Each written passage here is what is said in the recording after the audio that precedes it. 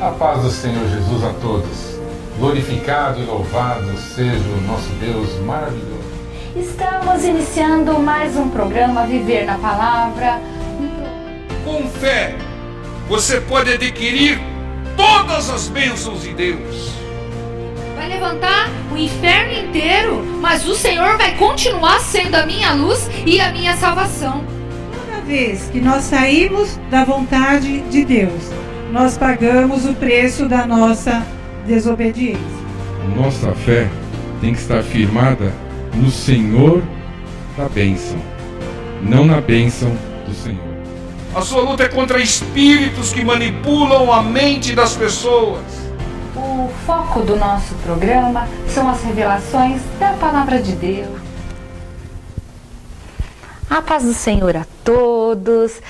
Glorificado e louvado seja o nome do nosso Senhor, que é maravilhoso, por mais um dia e por tudo o que Ele tem feito em nossas vidas e tem nos dado. Estamos iniciando agora mais um programa Viver na Palavra, da Igreja Cristã Deus é a Palavra. Um programa focado nas revelações da Palavra do Senhor, porque a Palavra é o principal. A Palavra é o próprio Senhor. O Senhor que cura, que liberta, que converte e que salva. Isso. Irmãos, o Senhor é a palavra e Ele nos revela isso no decorrer de toda a palavra em várias passagens. Quando nós estudamos a palavra do Senhor, nós sabemos que o Senhor é a palavra e nós vamos pedir a direção do Senhor neste momento e vamos orar. Oremos. Senhor, nosso Deus e Pai, nós pedimos a revelação da Tua Palavra para as nossas vidas, para a direção do nosso entendimento, Pai, para que possamos cumpri-la e obedecê-la, Pai. Amém.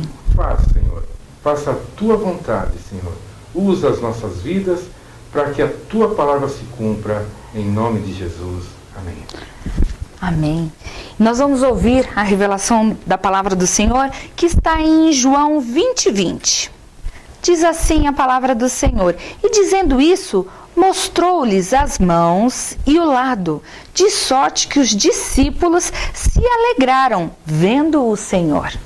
O Senhor, agora em corpo glorificado, sem mais dores, mostrou as feridas para testemunhar o milagre da ressurreição.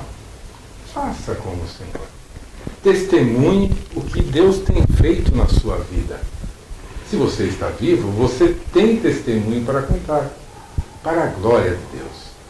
Em Isaías 43:10, o Senhor diz: vós sois minhas testemunhas. Alegre-se e aumente a sua fé vendo a ação do Senhor, vendo as bênçãos e ouvindo os testemunhos. As provas incontestáveis de que o Senhor está vivo e agindo são os testemunhos que ouvimos dos seus milagres. Testemunhos que ouvimos de bênçãos e livramentos que nós mesmos recebemos também. Não reclame, nem murmure. Quem o faz, dá testemunho e louva as obras do diabo. Alegre-se, irmãos. Alegre-se e anime-se. Nunca desista. Quando você não puder fazer, o nosso Senhor que vive, Ele fará e você testemunhará. Não há impossível para o Senhor. Clame a Ele com humildade e testemunhe das suas bênçãos. Os discípulos se alegraram. Alegre-se você também, porque o Senhor é o mesmo ontem e hoje, e fará, e sempre assim será. Os milagres que o Senhor fez no passado estão sendo feitos hoje por Ele. Os testemunhos provam todas essas coisas, né? Ore crendo, alegre-se quando vierem as bênçãos e testemunhe para aumentar a fé de quem ouve e para glorificar, para dar glória ao Senhor. Testemunho é agradecimento e louvor a Deus. Nunca se esqueça, sempre testemunhe aquilo que o Senhor tem feito em sua vida, aquilo que o Senhor tem transformado em você, tudo aquilo que o Senhor faz por você, testemunhe, mostre aos outros, aumente a fé daquele que está ao seu lado. E também não se esqueça, ouça testemunhos para que a sua fé cresça cada vez mais. Amém. Vamos agradecer esse momento das revelações do Senhor? Senhor, nós te agradecemos, Pai, por este momento na tua presença. Obrigada pela tua revelação sempre, Senhor. Nós oramos e agradecemos em nome de Jesus. Amém. E vamos agora assistir a uma mensagem pregada lá na nossa igreja. Fiquem na paz do Senhor. Deus abençoe a todos. Mestre, o vento balançou meu barco. Mestre, estou à beira de um naufrágio. Mestre, será que não vês? Será que eu vou perecer? Sinto na pele o frio desse vento. Chego a crer que não estás me vendo. Lembro que estás logo ali, na proa do meu barco a dormir. Eu sei que não estou só, e já posso crer que amanhã vai ser bem melhor. Porque só porque estás comigo eu posso clamar. Eu acredito que eu não vou naufragar. Só porque estás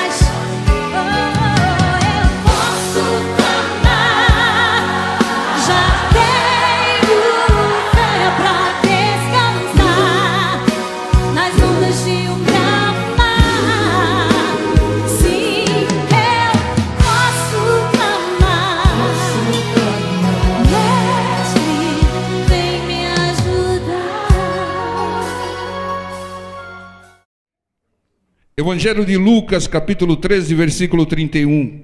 Naquele mesmo dia chegaram uns fariseus, dizendo ao Senhor Jesus: sai e retira-te daqui, porque Herodes quer matar-te. Irmãos, quando um fariseu, um infiel fala, cheque, irmãos, duvide, averigue, né? Não dê muito crédito às palavras de incrédulos. Dê mais crédito àquele que ouve e àquele que crê na palavra do Senhor. Quando o ímpio está falando, cheque, irmãos. Cheque, averigue, e não vá confiando que aquilo seja verdade. Porque ele pode estar sendo usado pelo inimigo para te trazer uma palavra distorcida, enganosa, uma mentira, que vai te levar a tomar uma decisão errada. Não creia em palavras de homens, não dê crédito às ameaças do inimigo, creia nas promessas de Deus. Aqui veio, através da boca de fariseus, uma ameaça para o Senhor Jesus: sai e retira-te daqui, porque Herodes quer matar-te. Uma ameaça de morte sobre o Senhor Jesus. O inimigo, ele é o pai da mentira, o mestre do engano, e ele usa fariseus, usa infiéis, usa incrédulos, usa autoridades, pode até usar médicos, pode até usar especialistas com sentenças de ameaças, sentenças de desgraças, sentenças de males. A ameaça, como foi feita a ameaça aqui sobre o Senhor Jesus, é a arma que o inimigo sempre usa com o propósito de nos paralisar. Uma pessoa ameaçada, ela para a sua ação, ela muda a sua direção, ela se contamina. Então o objetivo do inimigo, quando usa a boca de alguém para nos ameaçar, é para nos paralisar, para fazer com que a gente recue, para que a gente tema, para que a gente se prostre, fique prostrado, desanimado, ou muitas vezes para que a gente apele O que é apelar? Tomar uma atitude qualquer sem meditar, uma atitude qualquer contrária à direção da palavra de Deus. Ou, principalmente, uma ameaça vem com o objetivo de fazer com que nós desistamos. Aqui eles queriam que o Senhor Jesus temesse e saísse daquele lugar, não fizesse o que ele foi fazer lá, e o objetivo era paralisar a caminhada do Senhor, a obra do Senhor, fazer o Senhor recuar, ou mesmo fazer o Senhor se insurgir contra Herodes, ou coisas que contraria a palavra do Senhor. Irmãos, toda ameaça vem do diabo, porque Deus não ameaça. Deus não ameaça ninguém. A ameaça vem do diabo. É fruto do engano, é fruto da mentira do inimigo. De Deus vem promessas, do diabo vem ameaças. E aqui nós vimos que as ameaças muitas vezes surtem efeitos sobre aquelas pessoas que não estão preparadas. Vejam um exemplo clássico aqui, que é o exemplo de 1 Reis 19, versículo 1. E Acabe fez saber a Jezabel tudo quanto Elias havia feito, e como totalmente matara todos os profetas à espada. Então Jezabel mandou um mensageiro a Elias a dizer-lhe: assim me façam os deuses, e outro tanto, se de certo amanhã, às estas horas, não puser a tua vida como a de um deles, né? Então veja a ameaça da Jezabel: se de certo amanhã, a estas horas, não puser a tua vida como a de um deles, daqueles feiticeiros que foram degolados. Eu pergunto para vocês que conhecem a palavra: a ameaça de Jezabel se cumpriu? Elias no dia seguinte morreu? Então toda ameaça é um engano. Toda ameaça não se cumpre. Porque o que se cumpre é a promessa de Deus e não as ameaças do inimigo. Então a ameaça de Jezabel não se cumpriu. A ameaça do inimigo, ela não se cumpre. Porque ele tem um propósito de derrotar a pessoa que crê na ameaça. A ameaça, ela traz alguns efeitos negativos àquelas pessoas que creem nas ameaças, que agem como Elias agiu. Elias deu crédito à ameaça de Jezabel. Você sabe muito bem que ele se prostrou, se deprimiu e pediu a morte em função da ameaça. Ou seja, a ameaça não se cumpriria, mas o efeito psicológico na mente daquele que crê na ameaça é terrível. A pessoa desanima, se prostra, pede a morte, como fez o Elias, profeta do Senhor. Imagina quem não é profeta do Senhor quando vem uma ameaça, então. Tem pessoas que fazem besteiras, cometem crimes, fazem desgraças acontecerem porque deram crédito a uma ameaça. O inimigo faz tudo igual. Ele repetiu contra o Senhor Jesus a estratégia que quase deu certo com Elias. Então o inimigo, ele repete. Ele ameaçou, com uma ameaça infundada, Elias.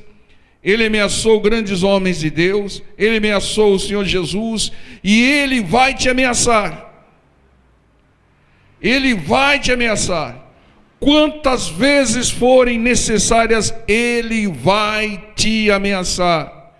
O inimigo, ele nos ameaça porque a ameaça é uma arma dele. É uma arma para nos enganar, para fazer com que nós nos prostremos, desanimemos, que nós peçamos a morte, como foi o caso de Elias, né? Ou que tomemos algumas atitudes fora da palavra de Deus. Toda ameaça do inimigo é enganosa, irmão. Então não creia nelas. Assim como toda promessa de Deus é verdadeira, então creia nas promessas de Deus e não creia nas ameaças do inimigo. Entendam, essa é a direção de Deus para nós. Isso é muito sério, irmãos.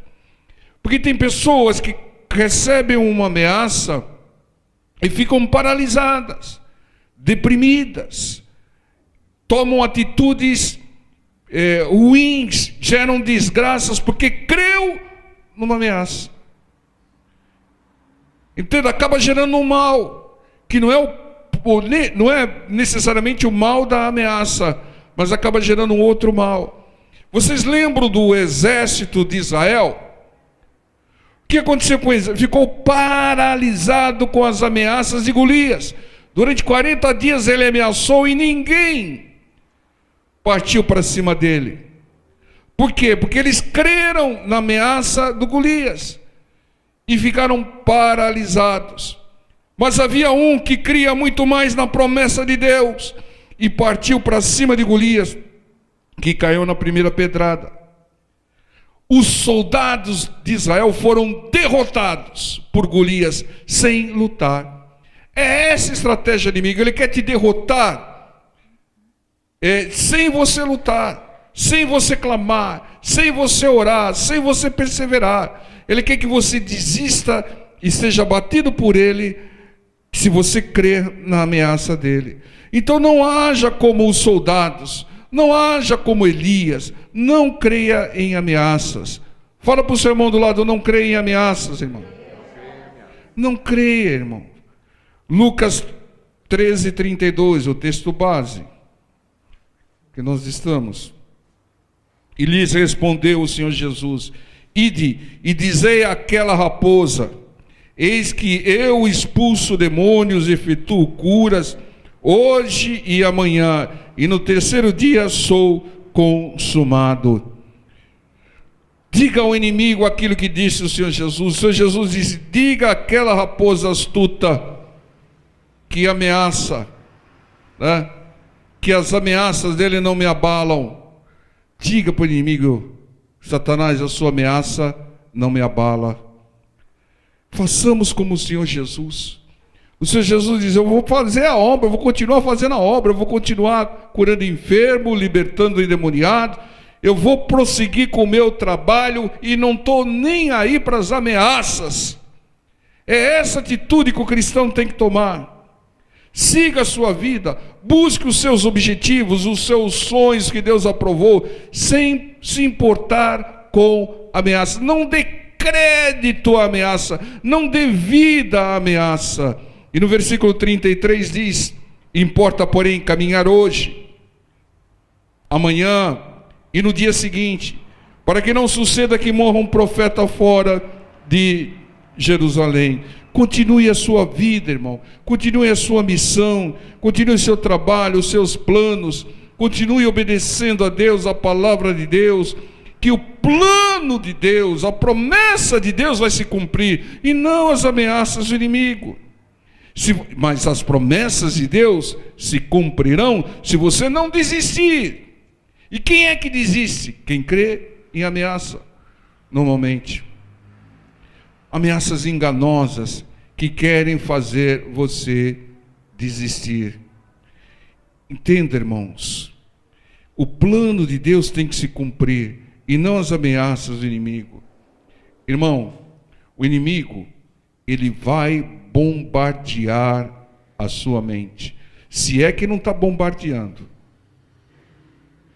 ele vai bombardear a sua mente, dizendo: eu vou te derrotar, eu vou acabar contigo, você não vai ser feliz, esse negócio não vai dar certo, você não vai ter vitória, você não vai ter bênção, você não vai ter prosperidade, você não vai ter família, você não vai receber esse milagre.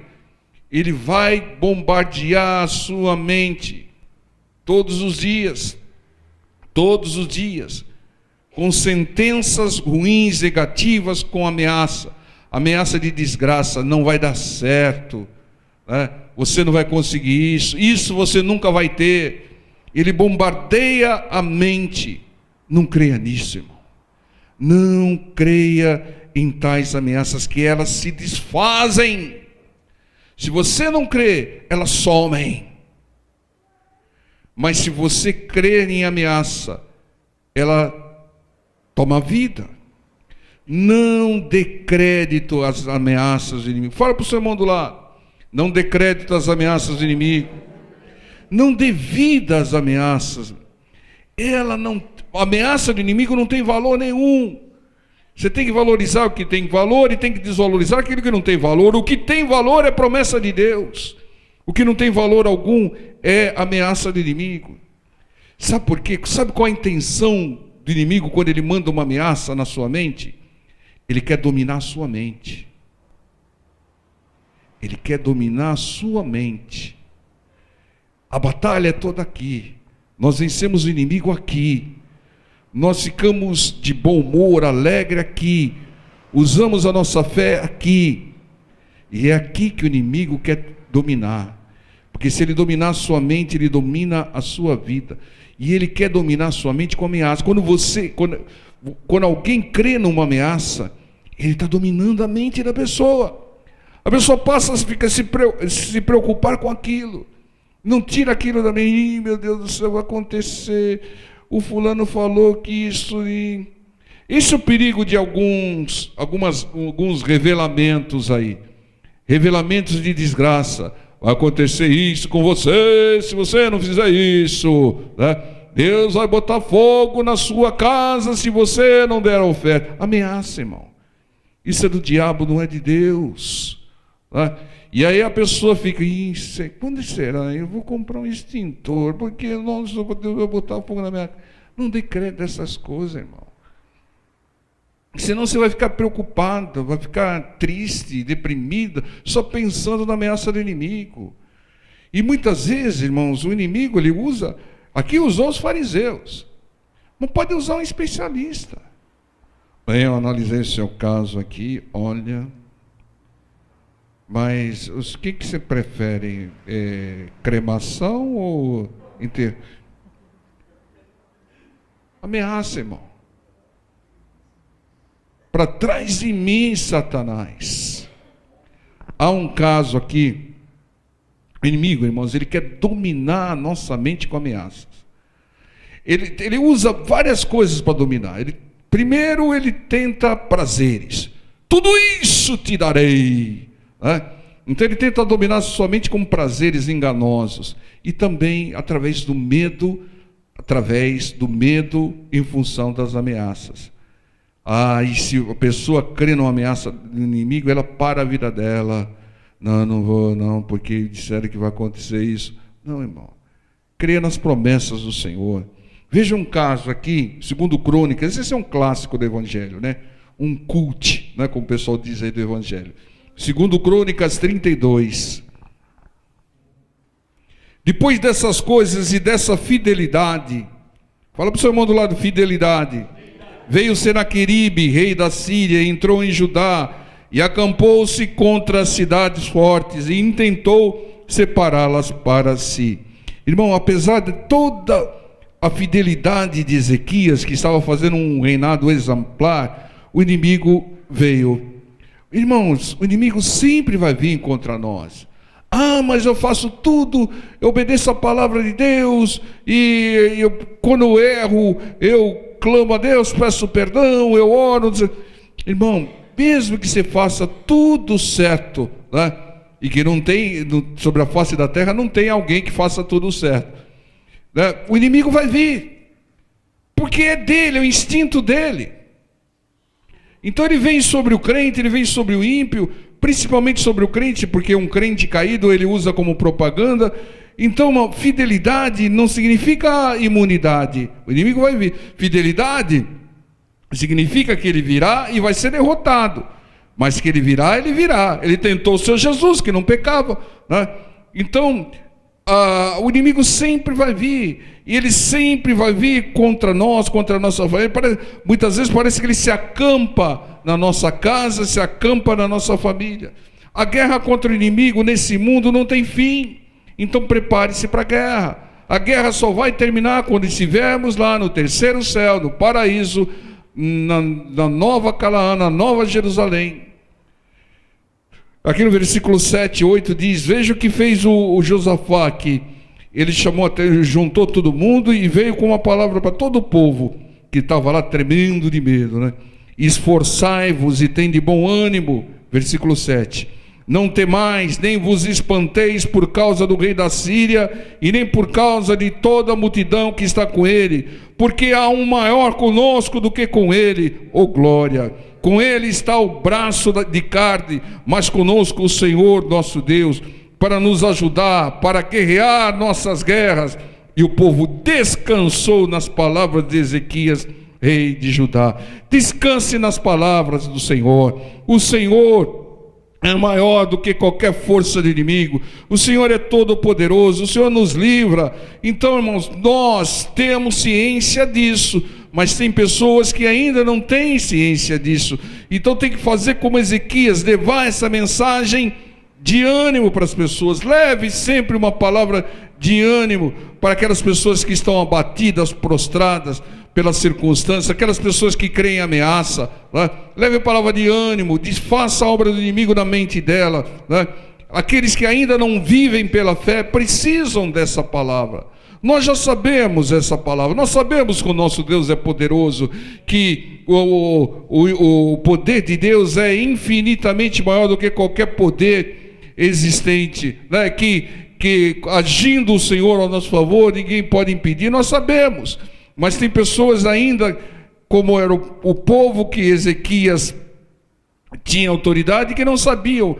Então, quando vier uma ameaça do inimigo, um diagnóstico ruim do inimigo, uma sentença ruim, leve a palavra de ânimo para aqueles que ainda não têm o entendimento. Não tem.